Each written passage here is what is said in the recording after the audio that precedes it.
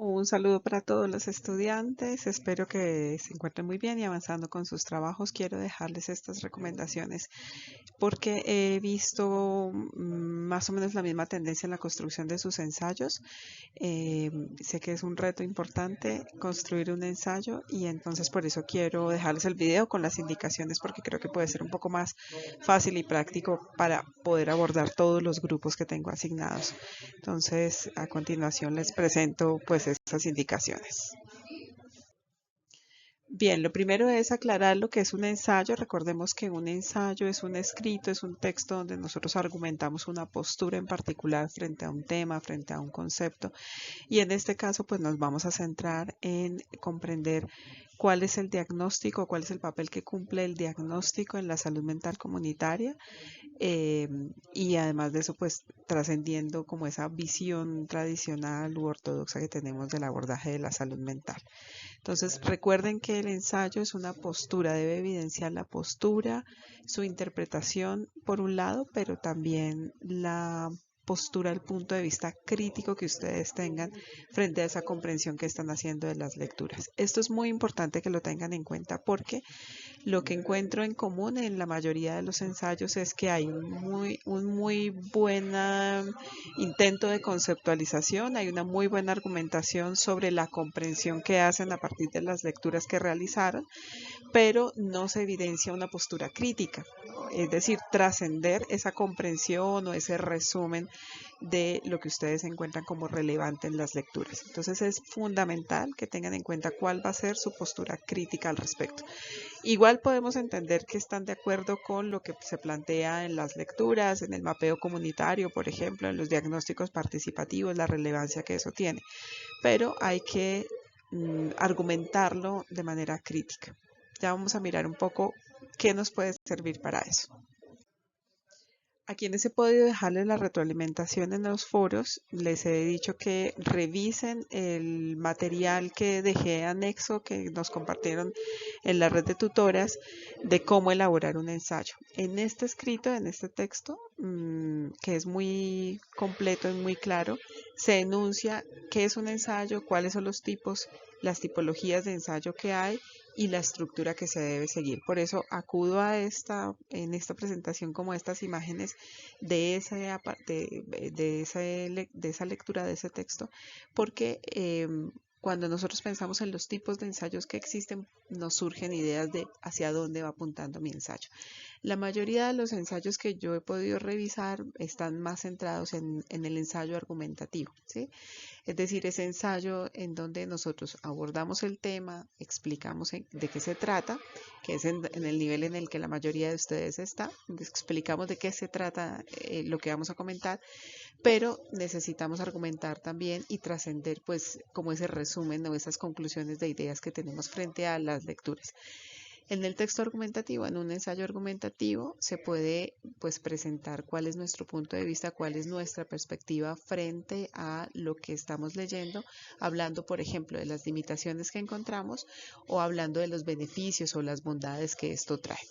Sin embargo, también tenemos otras opciones. Por ejemplo, hay ensayos comparativos. Muchos de ustedes también establecen comparaciones entre lo que se hace en el diagnóstico desde el enfoque médico o clínico convencional y desde lo que se hace en el enfoque de la psicología mental comunitaria. Ese podría ser una alternativa. Algunos de ustedes también han planteado, por ejemplo, problemas y alternativas o soluciones, ¿cierto? Es decir, presentan y dicen, bueno, el diagnóstico participativo, el mapeo comunitario, por ejemplo, se encarga de hacer esto y esto, tiene estas bondades, hace lecturas de contexto, enmarca también las problemáticas de salud mental en función del contexto social, cultural, normativo, económico, político, etcétera.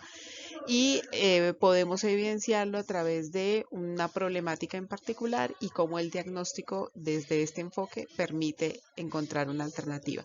Por ejemplo, también ensayos de causas y efectos, ¿no? Algunos de ustedes, por ejemplo, han mencionado que me parece muy bueno, por ejemplo, de cómo se abordó la salud mental o cómo el abordaje de la salud mental cambió a partir del COVID-19 porque puso otros factores o evidenció otros elementos del contexto en donde, por ejemplo, el apoyo social o el establecimiento de redes comunitarias o de redes de intercambio, de interacción, de apoyo social, se volvieron más relevantes para el abordaje de estos problemas de salud mental.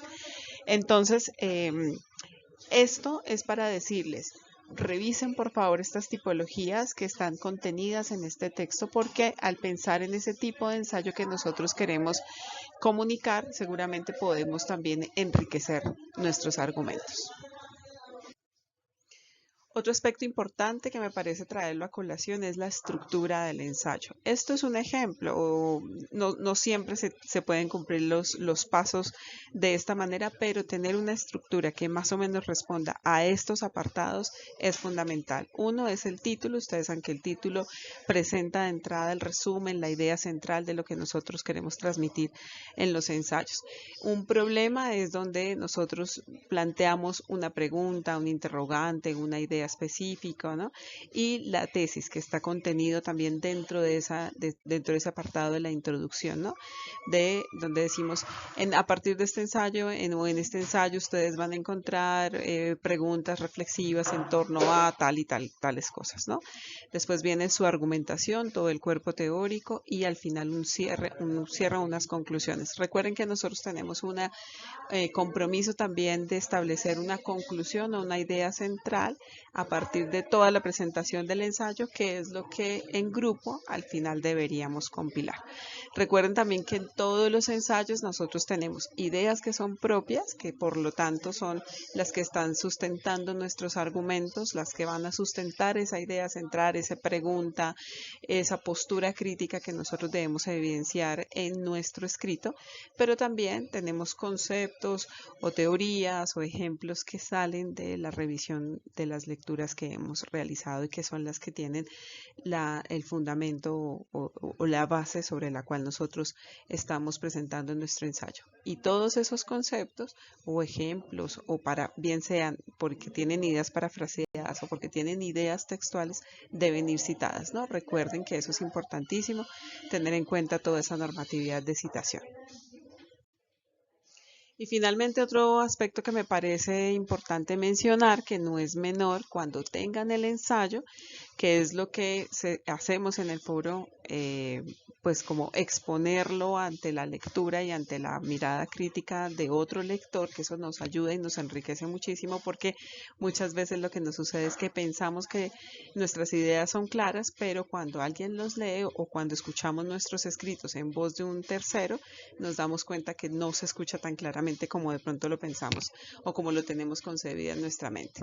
Entonces, para eso es bueno, antes de compartir el ensayo, de subirlo, hagamos un ejercicio de autoevaluación en donde podemos identificar si es claro el texto, si es preciso, si es conciso, si no estamos redundando, si no estamos diciendo cosas que no son, si tiene una lógica, es decir, que haya una secuencia en todas las ideas, que se conecten de manera correcta, de manera coherente, si es relevante, ¿cierto? Si el texto está cumpliendo pues con todas esas expectativas y todo lo que se refiere o lo que hemos dicho que vamos a enunciar en el texto, si tiene profundidad. A veces planteamos ideas que son muy buenas, pero son muy enunciativas y nos quedamos muy cortos en la argumentación. Entonces, si tiene la profundidad que se requiere y si tiene una exactitud, ¿no? Si estoy seguro de que toda la información que presenté con hechos, pues lo son, ¿de acuerdo? Si son confiables mis fuentes de información, etcétera, etcétera. Entonces,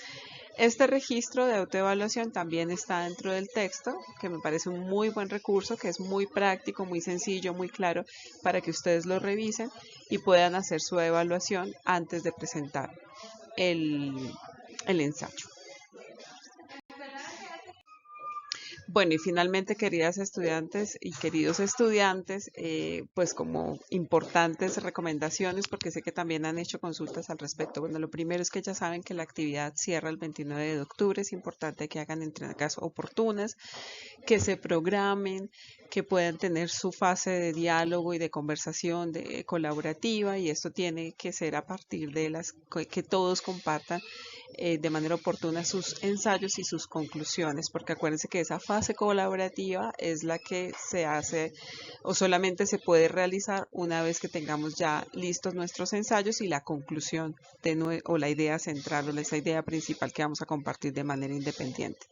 Recuerden que una sola persona de ustedes, uno solito encargado, o encargada o encargado, consolida el trabajo, es decir, coloca todas las partes independientes y al final pues la colaborativa. Entonces en un solo trabajo debe aparecer la respuesta a todas las preguntas, el ensayo de cada uno y de cada una y esa conclusión que nosotros hacemos de manera colaborativa.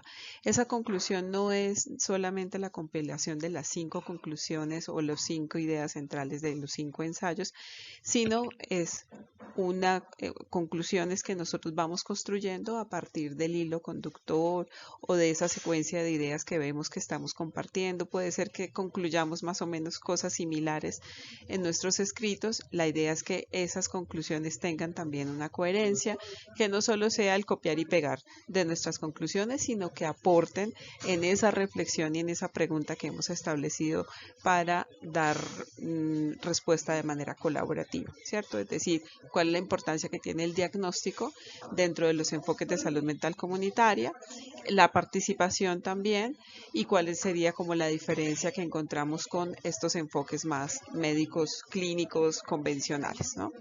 Recuerden también siempre hacer una citación adecuada, recuerden que sus argumentos deben ser originales, es decir, que sea producto de su construcción, de su aprendizaje, de sus reflexiones, de sus ideas, que dan cuenta pues de la comprensión por un lado de las lecturas que ustedes han revisado, pero también de cómo me voy apropiando como especialista en formación de todas estas comprensiones frente a la salud mental comunitaria y a los diagnósticos participativos en este caso. Les deseo muchísimos éxitos, espero que este recurso les ayude, les saque de dudas y cualquier cosa por favor escríbanme. Desafortunadamente no he alcanzado a leer todos los ensayos porque en realidad es un volumen de información importante, ya se imaginarán, pero como lo que he visto hasta el momento más o menos logro identificar algunas características generales, por eso les dejo pues este recurso. Muchos éxitos, un abrazo y feliz fin de semana.